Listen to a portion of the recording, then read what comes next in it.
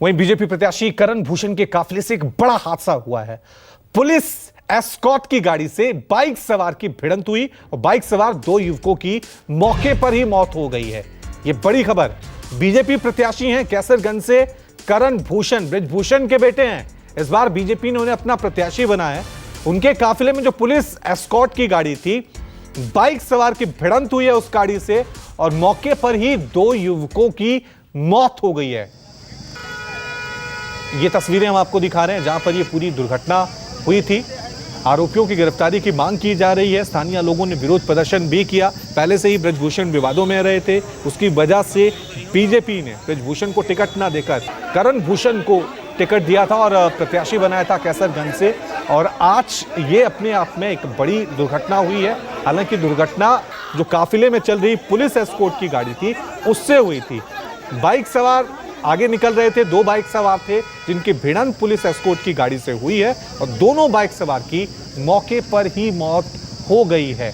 बहरहाल आरोपियों की गिरफ्तारी की मांग के लिए स्थानीय लोगों ने विरोध प्रदर्शन भी किया है।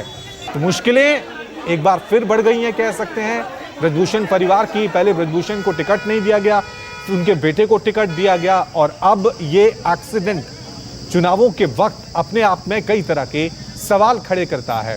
हालांकि इस मामले में जो करण भूषण है, ब्रजभूषण के बेटे, जो काफिला चल रहा था उस काफिले में जो पुलिस एस्कॉर्ट की थी वो गाड़ी थी। अब उसमें करण भूषण मौजूद थे नहीं थे ये पूरी जानकारी नहीं है, लेकिन ये कहा जा रहा है कि वो पुलिस एस्कॉर्ट कर रही गाड़ी थी जिससे 2 युवकों की मौके पर ही मौत हो गई। चलिए और इस खबर पे और ज्यादा जानकारी के लिए सीधा रुख करते हैं मेरे सहयोगी मानस श्रीवास्तव का। मानस, जरा बताएं क्या अपडेट है, क्योंकि अपने आप में मुश्किलें लगातार बढ़ती जा रही हैं। पहले ब्रजभूषण को टिकट नहीं मिला, फिर उनके बेटों को दे दिया और अब ये एक्सीडेंट। करण भूषण उस वक्त कहां थे, ये भी अपने आप में बड़ा सवाल है।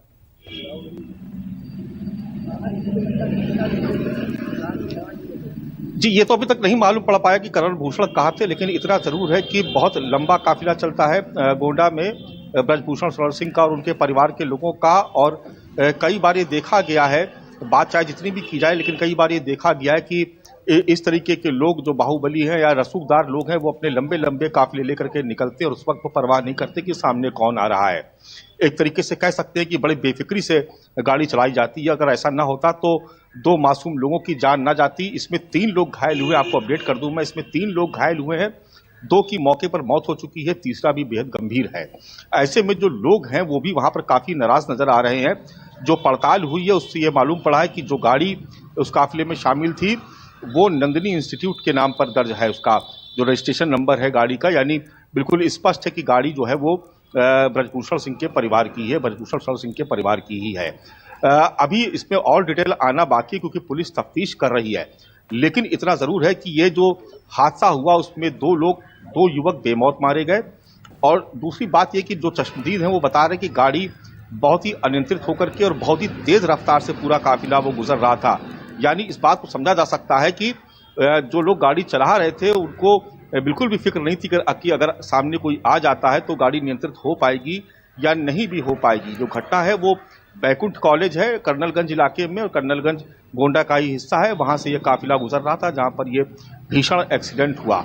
और ये कह सकते हैं कि बहुत ही विवादों से जुड़े रहे ब्रजभूषण शरण सिंह, और जो उनके परिवार का रसूख है वो दिखता भी है वहां पर। और भारतीय जनता पार्टी ने बेहद दबाव में आकर के उनको नहीं तो उनके बेटे को टिकट दिया, जिसको लेकर भी तमाम तरीके के विवाद होते रहे और एक तरीके से विपक्ष के निशाने पर रहे भारतीय जनता पार्टी के तमाम बड़े नेता।